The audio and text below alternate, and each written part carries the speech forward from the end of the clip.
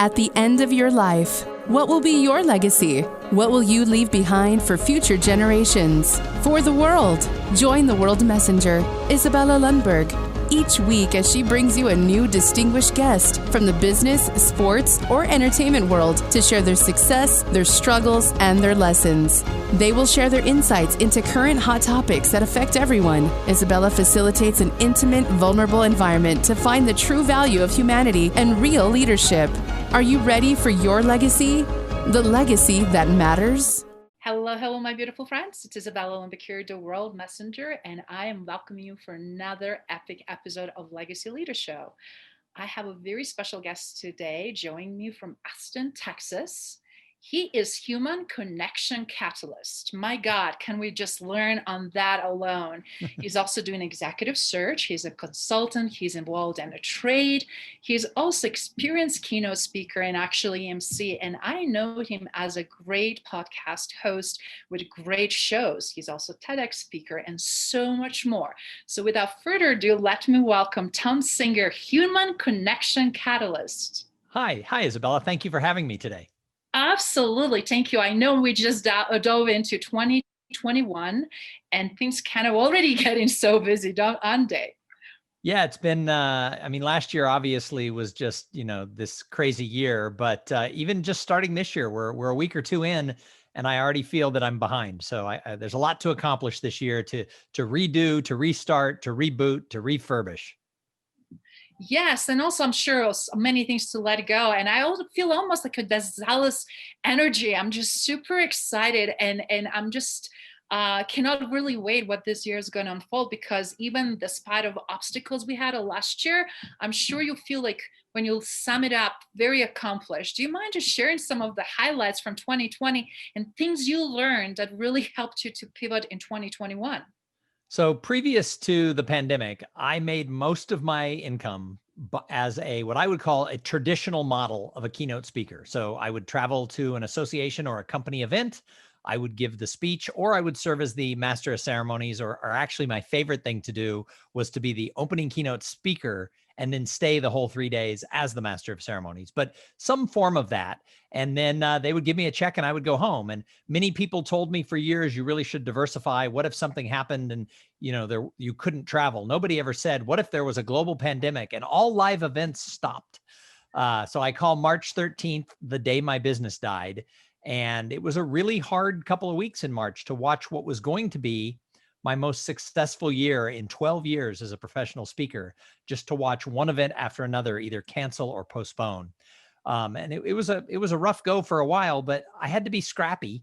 And I joined a company that I actually had spoken at their partner meeting a couple years ago, doing business development for an executive search firm. And that has been just an awesome journey. I'm learning so much. And then in addition to that, I started speaking and doing some training virtually.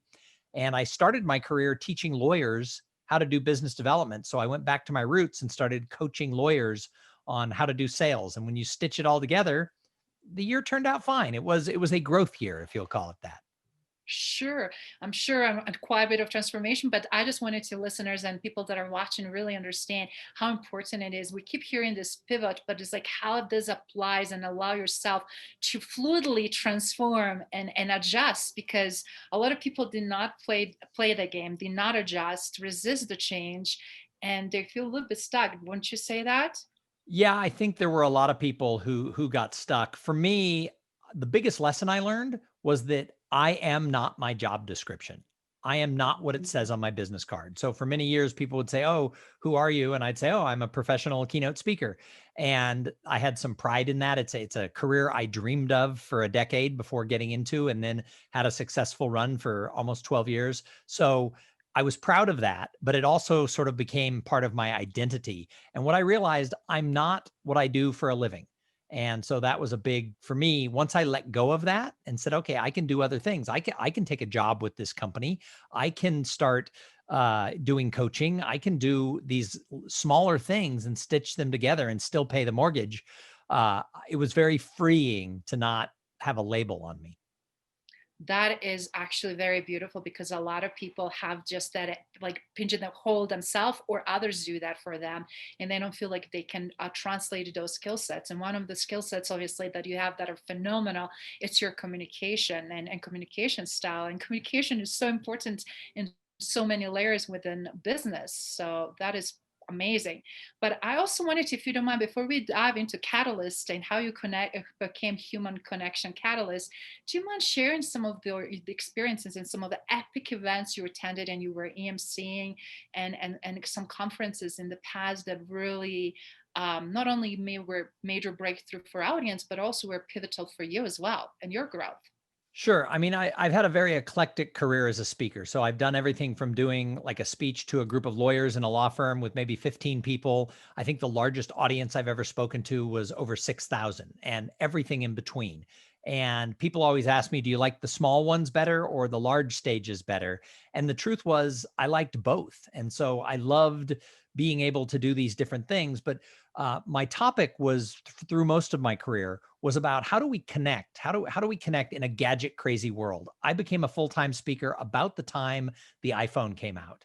And suddenly everybody was on their phones. People thought live events were going to go away because likes, links, shares, and follows through all the social media apps were going to take over networking. And all you were going to have to do was say, oh, I see Izabela, click, and suddenly you'd have a business relationship. And I knew that wasn't going to be true. And so my talk early on was about these tools are fantastic and we should embrace these digital and technology tools. However, nothing replaces that human relationship, that actually understanding and knowing about somebody and knowing a little bit more about who they are at their level of their soul. And so I taught people how to ask questions, why you should attend conferences, why you should volunteer for associations within your trade or industry area. And the talk was an interesting talk. And what would happen is in the middle of the presentation, if I was at a multi-day conference, I would say, I have an idea. How about if we use this conference as a human laboratory of how you can meet more people? And not everybody in every audience, but a third or half would get really excited about it. And people would come up to me afterwards and be like, I'm out of business cards because of you. You told me to go talk to 3 people at happy hour. Usually I hide in my room. And one meeting planner came up to me and she said, your message was wonderful, not only for people's lives and careers, but look at how it was a technology conference. She goes, I have all CIOs and nobody is on their phone at the coffee break. That's unheard of. What did you do to my people? She goes, you were my conference catalyst. And so that's where the term sort of began. As I told people, when I speak, people will engage more, and I'm the conference catalyst. And over time that evolved into, I wasn't just the conference catalyst, I was the human connection catalyst, because I was teaching people how to just do little things. I wasn't asking them to, jump up and shove business cards in people's hands or, break into conversations.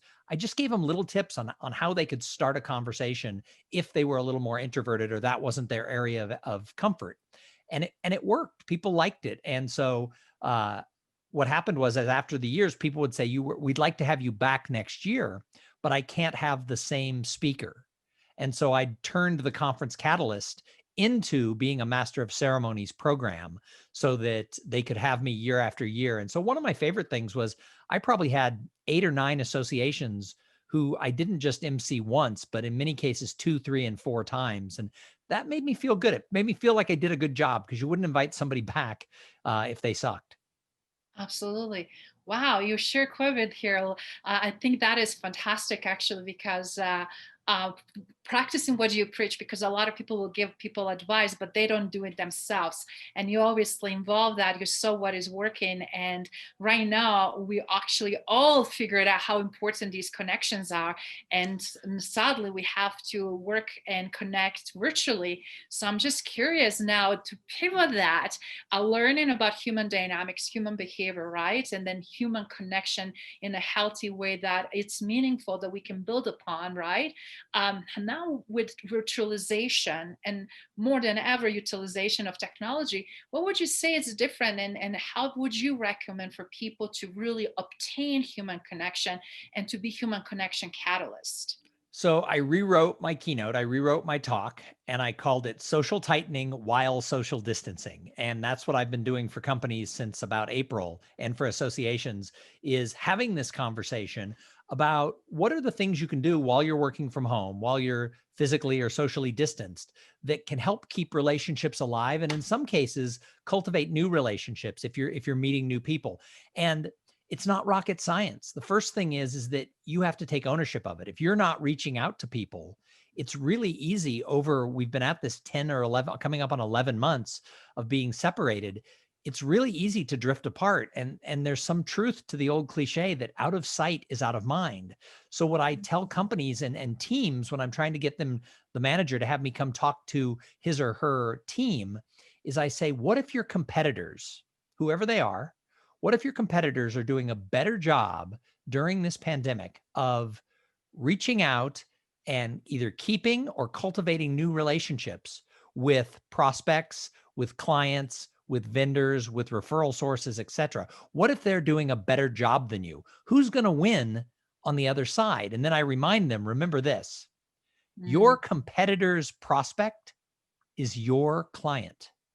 And what if they're doing a better job of this? And all seriousness, this could go on for another year. We could be almost 2 years of being socially distanced. If you're not actively taking ownership to do that social tightening and keep relationships alive and cultivate them, then it's sort of like a muscle. If you don't work out your social skills, it'll atrophy. So that's what I've been teaching people is that you have to take ownership of it, call some people, reach out, email them, whatever way you communicate, and then offer to help. A lot of people are struggling. Be Yes. creative in the way you reach out to people. If you just, if everyone is sending emails, your emails are going to get deleted.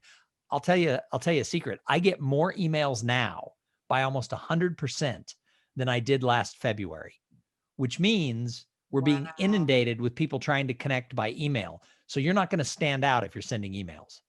Yes, that is an excellent point. I love how you were seeing and depicting shifts and change, but also what's working, what is not working, so audience can really benefit from that. I think one of the pieces that I find, and if you don't mind elaborating a little bit more, what actually truly means human connection, and how is that exhibit? What components of human connection need to be in place? Because I'm seeing people also, doing automated strings of email or quickly connecting and immediately pitching. Of course, I mean, different levels of skills and the backgrounds and in ways and mindsets, obviously, but ultimately you wanted to help the others that are struggling or they're just not in knowing, right? But you also wanted to elevate your game with people that are already there and you can make something happen. So do you mind differentiating a little bit of that and seeing a little bit deeper, just because I'm seeing so many different points of view that will be phenomenal to hear from an expert, from the catalyst himself. So the first thing that I've been saying for 10 years or 12 years is that a like, a link, a share, or a follow is not a human connection. It's not a friendship. There's no feeling behind a like, a link, a share, and a follow. And you bring up all of these sort of automated systems on the social media tools like LinkedIn now, where, there's a bot who is reaching out and it's automatically pitching, and it's not a human. And I don't know who that's working for. I don't know who's buying things from bots. There's a lot of noise going on, but I don't know Yes. anyone who it's working for. Now, I could be wrong. There's probably people making a lot of more money than me, but it's an old cliche, but people do business with people they know, they like, and they trust. But the first thing is all cliches are based in truth. So this is based in real truth. But here's the thing, the definition of, people do business with people they know, like, and trust. But the definition of the word know, K-N-O-W, that has changed drastically over the past 10 or 12 years because of social media and the digital tools that we use. People now all think they know everybody. If they listen to your podcast, they're like, oh yeah, I totally know Izabela. Well, no, they know the part of you that comes to this podcast. Or if people read my blog, they're like, oh, I know Thom. No, they know what I write about. They don't know about me.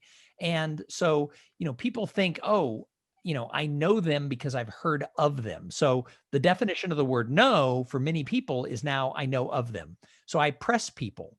Do you know them well enough? Who do you know well enough that if you didn't have plans for Thanksgiving or Christmas, they would say, well, please come join my family for dinner. Now, of course, in 2020, 21, 20, we can't go to anyone's house for dinner if we don't live with them. But the point being is that's a relationship. You don't have to be best friends to invite someone for Thanksgiving. Over the years, my wife and I have hosted many people who we kind of knew who didn't have plans, but we knew them well enough that we would invite them into our home because otherwise they'd be eating a frozen dinner on Thanksgiving, and we didn't want that. Now, I'm not going to do that with everybody who I have some sort of a digital click to. So what we're striving for with a human connection is understanding and feeling. If you don't understand somebody and you don't have some modicum of like, then you would never say, here, let me help you out in whatever situation you're in. So we're not really having connections if you don't understand who they are and if you don't have some sort of a feeling. So it's, I said the definition of the word know has changed. So it used to be, it was a process to get to know somebody. And along that process, like and trust came along. But here's the thing. Now we jump forward. We meet somebody, we link in with them and we think, oh yeah, I know them. We never get to like and trust. So in today's world, when you can get to like and trust, that's where the magic happens. Wow. And everything you shared, this is so beautiful and eye-opening. And I believe also very transformative as you even just shared how know changed and meaning of knowing changed so much. And I feel like we live in also a little bit in a patient state, like we want to just immediately go to volume to the masses and takes time to nurture, groom and cultivate these relationships. And I feel like is after the quantity versus the quality, where maybe quantity is okay if you're sharing podcast to the masses, right? Versus when you really have an inner circle and having mastermind or specific discussions and conversation around executive search or C-suite conversations or whatnot. So people need to differentiate when depth of that relationship is there. And that takes time, right? None of this is happening overnight. You have a great personal brand, you have a great reputation. I know we have so many people in our inner circle. I believe I met you in one of the podcast events years ago down in San Diego. I'm not sure. I think I recall that I met you. New Media Summit. I do remember that. Yes. Yes. And then you really from there kind of see what people do, or do they take their game to the next level, or how they show up as a leaders, right? So when you look at all of that, all kinds of comes full circle back. Again, who do I trust? Who do I feel that it's worthy or deserves, like to really be amplified as a phenomenal legacy leader, or somebody who is a great role model? Because that distills even more so, right, of somebody's persona. Are they walking their talk? Are they truly showing up every day? Or they're just showing up in their blog and their podcast, or preconceived socially outside in social media, but in personal life, it's a disconnect, right? So it's just so many layers there, but I don't know what's about this frenzy of speed and not giving enough time to do proper connections and proper nurturing. Well, we have a problem in our society where we sort of worship the outlier, the guru who maybe does, sometimes it takes them years to get there, sometimes it's fast, but we look at that person who is that outlier, that sort of either self-appointed or otherwise appointed guru, and everybody thinks, oh, I want to be like that person. And I'll just use Tony Robbins as an example. I meet speakers, young speakers all the time who want to motivate, they want to help, they really have the right space in their heart. And they go, I want to build a business like Tony Robbins. Well, I don't know that anybody in the world of personal growth and speaking has ever built a business like Tony Robbins. So they're basically saying, I want to do what the one outlying person has done. So there's a lot of steps between being a 19-year-old motivated person who wants to serve and being, I don't know, Tony Robbins must be near 60 years old. He's got to be older than I am. 60-year-old, motivational guru, and they want to jump forward. The problem is that even if you reversed engineered Tony Robbins' life, it didn't happen overnight. He struggled when he was 19, 20, 25. But then where he started to get his breaks was when he used to buy TV time in the 1980s in the middle of the night when TV usually would just turn off and they would do infomercials. Well, the thing was back then you could buy time on your local TV stations, which by the way, depending on the size of your city, there was only 3, 4, or 5 TV stations. You could buy the time at 2 a.m. for pennies on the dollar. Well, now, first of all, there's thousands of stations with cable, and they don't sell it that cheap. So you could never do what Tony Robbins did. Tony Robbins couldn't become Tony Robbins today. So everybody wants to fast forward and be who someone like that is today. The problem is that the world has changed. So you can't even repeat the steps that that person took. So I think one of the problems is people want to be the guru without putting in the time and the work, and they want to copy gurus who are not copyable. So my advice always is, don't look at the outlier. Look at the people who are 2 or 3 steps in front of you and figure out what are they doing or what did they do, because that you can maneuver, you can follow the path. Now, there's always going to be people who 2 and 3 times jump forward, but I don't know that you can plan for that. I think that's serendipity. That is very powerful and very, very true. Thank you again for giving another great golden nugget there, because a lot of times we're trying to copy other people, and I'm like, try be authentic, just try to be you. And that is sometimes really what audience wants and need. We don't need another copy or another way of resembling something, and that discord and disconnect really does shows that, right? Because it's not in your alignment, it's not authentic to you, and as a result, a lot of people struggle with their success, and their struggle to also build their trust, because people can sense that. Well, and I always try to be really authentic. I always let people know I'm not earning $500,000 or $1 million a year. And I haven't along the way. I had a job as a corporate marketing and salesperson. And when I became a professional speaker, within a year, I was making as much money as I was in corporate America. And the amount of money I've made over the 10 years has been a little bit more than I probably would have made in a corporate marketing job. And there are people who, are making good solid 6 figures who pretend they're making $1 million a year. Well, I don't want to pretend. If you're pretend, you got to keep a lot of lies straight when you're pretending. So I always tell people right up front, I've been successful. I have made my entire living as a professional speaker for 12 years, and it's been a fine living. We're not spending the summers in Hawaii. I don't own, a house on Lake Geneva, but we have a pretty good little life. And, we do it by being scrappy and figuring things out. And I am who I am. And if people want to hire me and work with me, that's awesome. If they want to hire someone else and work with somebody else, that's awesome. That is so beautiful, and I'm glad you touched on, because we also are seeing each other right now in the clubhouse, another big huge buzz where everybody's coming in. And when you really truly have a chance to be with all these entrepreneurs and successful leaders, but it's interesting, we have a 2 kind of tribes: people that are leading with their like throwing in your face accomplishments and 7-figure, 8-figure money, this and the other, and then the guys who are still extremely successful, but they're not throwing financial things up in face, and really tells me level of their maturity, who they are as a person, what they're trying to prove, what it's important to them, and what they lead with, and it's just so kind of in a way entertaining. But I also have to say, I start to asking questions, and everybody has a different definition of success. And I love what you said. It's not necessarily about a specific figure, but it's about being happy with what you have, having that flexibility in your schedule, having time to spend with your family and with your children, with your wife, and do what you love, quality versus quantity. And many people don't understand that yet. Well, I don't think we should keep score with money. And everybody has different desires of what they want their lifestyle to be. And if you're able to accomplish those, then you're a success. Now, some people want to have a yacht. To me, a yacht would be a big pain in the butt, because I live in the middle of Texas. Where would I park a yacht?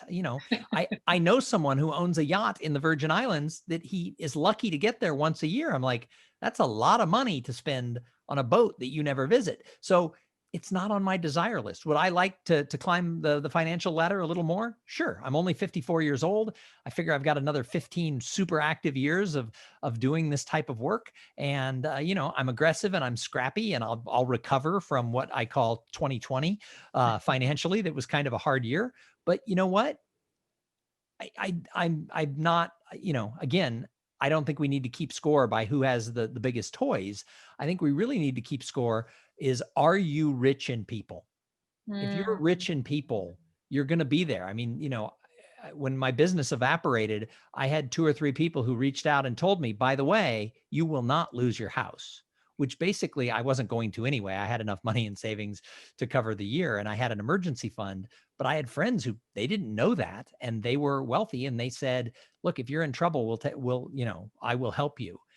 That's what makes somebody rich. Is do you have friends who will step up and help you when you're in a rough spot? And fortunately, I wasn't in that rough of a spot, but it melted my heart in a good way that people Yes. said, hey, I got your back. That's what makes you rich. And I love what you just said that, because for me it's all about then how we shop. Are we good humans? Are we really quality human beings that we are not only looking after ourselves but looking after others? Because it's sometimes even just that call and beautiful words or words of encouragement means millions of dollars to someone. I've seen so many lonely people that are quote unquote financially well off, but they're miserable.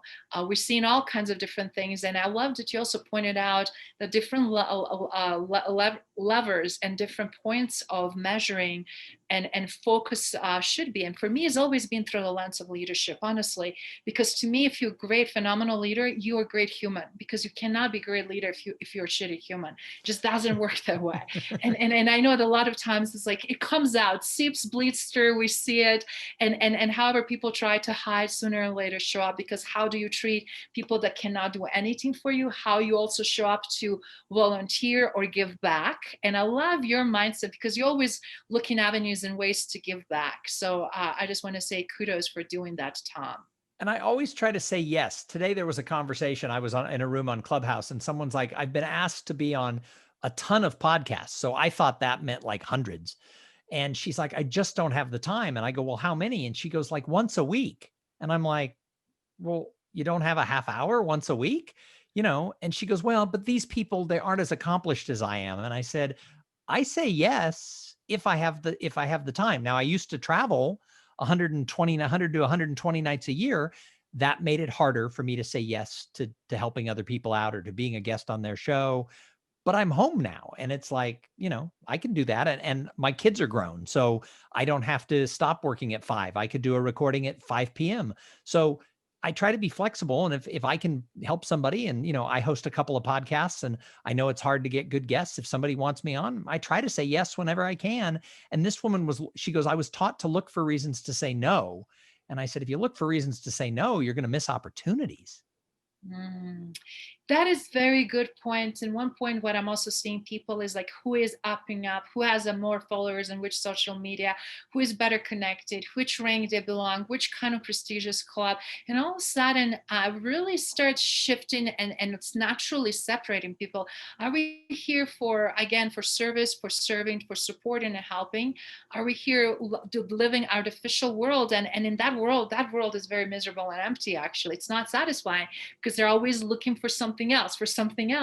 And it's just an arrogant way also to, as you said, you miss out, but you also hurt somebody's feelings, because somebody who is maybe not as accomplished as you are at the moment, that can change in a split second. 2020 completely shattered so much of that, and showed us that if you already didn't know, that is really reality. So I just don't understand. It just never was me and never will be me, but I can understand that there's many people fortunately still think that way. But on the different note here, obviously, you were speaking on TEDx and multiple times, actually, and you also have a multiple podcast shows. Do you mind to share a little bit to audience that are not familiar with your work? What podcast shows you're focusing on, and what subjects? Because I know you have quite a bit of passion there. Sure. Well, I've actually done one TEDx, but I've been a speaker at South by Southwest several times, but I've only done one TEDx. It's called The Art of Giving Small. And people can find that on my website, or just if you Google The Art of Giving Small TEDx, it shows up. And it's about sort of a way my wife and I designed giving to charity as we launched my speaking business.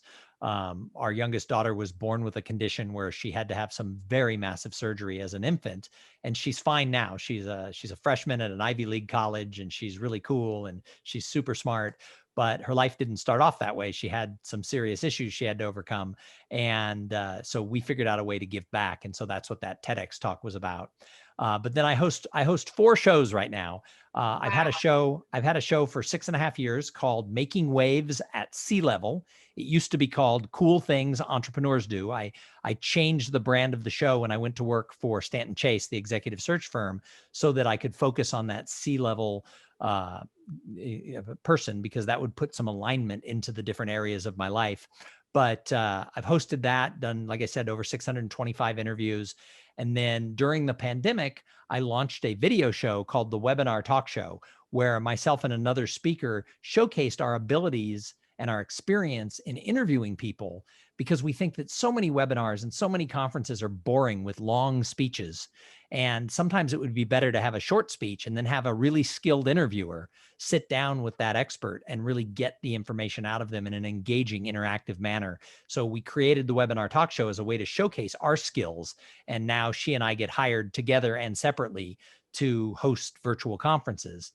And then a couple of years ago, I acquired essentially a job with an association as their co-host of their podcast. So it's actually a position that they pay me to do, and it's called the Digital Enterprise Society podcast.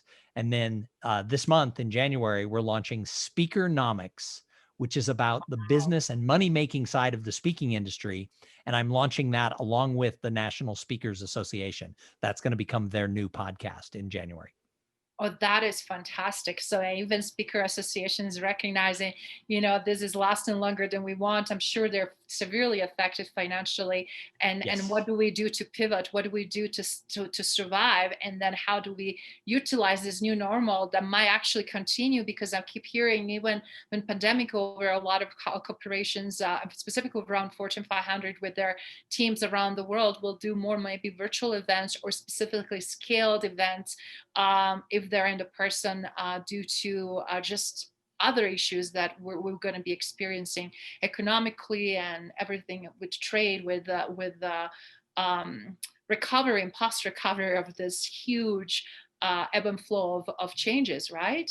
Yeah, and the idea behind Speakernomics is we're going to focus. The interviews will be done only a couple of weeks before they air, so they'll all be very fresh. And everyone I interview, it starts off with, I ask them, even before I introduce the guest, what are 2 takeaways, 2 tips that speakers can take right now to make money? Then I introduce them, then we unpack those tips. And so every single show is going to have at least 2 ideas on how you can be more successful if you work with and around the spoken word. And by the way, the National Speakers Association is sort of broadening their membership, that anyone who uses the spoken word as part of their business is really a speaker, because that includes podcasters and trainers and coaches and other people. So it's really reaching out to everybody. I'm super excited for that because it's so much needed. And I also think a lot of, as you know, being in podcast industry so long, so many people also looking how they can financially get rewarded for their efforts and how they can convert their podcast to be profitable. It's a lot of competition out there, but as you said, if you differentiate yourself with the quality guests, quality questions, quality venue, you have so much already going on for you, and then you have a phenomenal connections and great guests. Everything just speaks for itself, doesn't it? Yeah, I'm really excited. I mean, I love Making Waves at Sea Level. It's been part of my life for 6.5 years, but I'm really excited about, and I love Webinar Talk Show and the Digital Enterprise Society podcast. But Speakernomics has me really excited in 2021.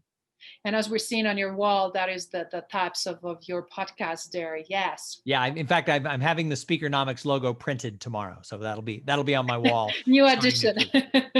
That's fantastic, Tom. I'm so glad to see and hear that not only yourself, because it's so easy for us that we're like already very fluid and in tune what is happening to adjust our game, but there are also large corporations and associations are accepting and allowing change and transformation that is necessary to propel them forward. Yeah. One of my other goals is to end up with another paid podcast hosting gig for a company. I'm working right now with a company to become the voice of their podcast. So if I could have 3 or 4 shows that I work on, that would help me with my overall pivot that has had to happen. Wow, that is great. I'm looking forward to see where things unfold in 2021. They'll look very promising. And if you don't mind, just to share some Fitbits for the guys, because I know that so many people are actually jumping on the podcasting wagon. Do you mind sharing just something from your experience, or even virtual trainings and communication? What would you recommend for them that are, beside obviously coming to your podcast, listening and learning? What would you say for 2020? It's must have, must do.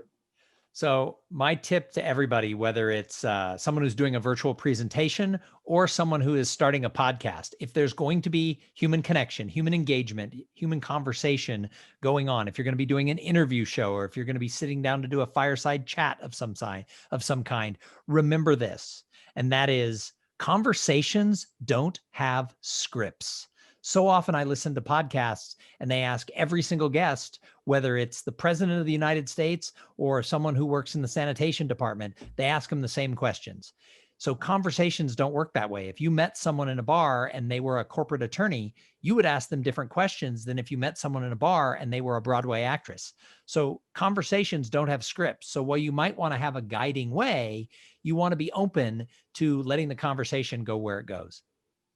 I love it. That is my favorite. And that's kind of who I am. I love organic, yes. I can tell. I can tell this whole conversation has been free flowing. So you already know that. Thank you. But it's also beautiful when you have a guest like that, because so many people are like, could you please send me questions in advance? I need to prepare. And they're creating this anxiety, but they're in such a very visible roles. And I was like, I'm not going to get you on the show. I'm not going to ask you controversial questions. So don't worry, I got your back. But in the same time, I was like, I'm here, I'm going to help you, but let's just not make it mechanical. Let's make it fluid. And then also let's figure it out. What can we give back so the audience and listeners really can learn and push forward their career or their growth, whatever that might be, right? Oh, absolutely. And I tell guests all the time, well, just like you said, I'm not a gotcha show. This is not hardball. I'm not coming after you. So, treat it like it's two friends having a glass of wine, having a conversation, because that's where the magic happens. I can't agree more. And it's been absolutely great to talk to you, Thom. And one of the things, again, I love and admire your leadership and how you show up. And guys, consistency is phenomenal. Even a few years back, we're still seeing the same human with great quality. So that is also very refreshing. So however you chose to show up, be consistent, don't drop the ball, don't try to play the games. And because those things really kill everything, and including opportunities that can really help you more than ever to move forward. So if you don't mind, Thom, you accomplished so much. I already shared what you're going to be doing in 2021. But I'm curious now, what is kind of like one of those legacy pieces and components, right? You've been obviously speaker and podcaster, and you have helped so many people along the way. But what would you like to be remembered by? What would you say as I lived and I did this and I'm absolutely fulfilled and happy? That I was a damn good dad. Wow. And husband. I would like very much, I mean, the money, the success, the fact that I got to have kind of a cool career and travel the world speaking, that's fun. And that makes great cocktail party stories. But my wife and I have 2 daughters and we're very proud of them. And I'll tell you, I've never been so happy to have adult children in my life since the pandemic came. There's been no need to homeschool. Last year, I had a college graduate and a high school senior. The college graduate was supposed to get married in October. I'm sorry, she was supposed to get married in May. They had to postpone that because the resort closed because of COVID. They moved it to October. They were going to get married on the beach and have the reception at her in-laws' home in San Diego. And so we were going to have we went from a resort ski wedding to a beach wedding. That had to be postponed because of COVID. And coming into 2021, they don't know when the wedding is going to happen, but they still love each other. They're going to get married when they can. And but she's 21. Her sister is a freshman in college.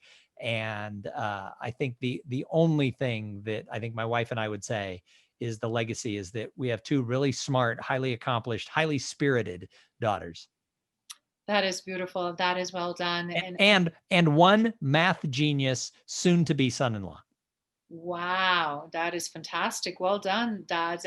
Obviously, it's beautiful when I also see people that value to recognize the value early on of the family, and specifically right now during the challenging times, because those things make you or break you. And if you didn't have a good foundation, then things easily crumble. So it's so beautiful to hear not only pride but also dedication and many years of work and effort there and prioritization. And we're very fortunate. We like the guy she's marrying. So Oh, that is fantastic. That is great. So now you're getting son-in-law in the family and in that picture. That's fantastic. Kudos, Tom. thank you. Thank you. This has been a great show. I can't wait for it to come out. I'm going to promote it all over my social media. This has been great. Thank you, Tom. It means a lot, specifically for somebody with insane tenure and experience and everything that you accomplished. So it really means a lot to me. And in closing, before we close, guys, I will share the links and you guys can reach directly to Tom, listen to his podcast. And I really look forward to seeing what 2024 for us. Awesome. Thanks for having me, Izabela. Absolutely. Thank you for listening to Legacy Leader Show. If you enjoyed the content and had a positive experience, then please leave us a positive rating.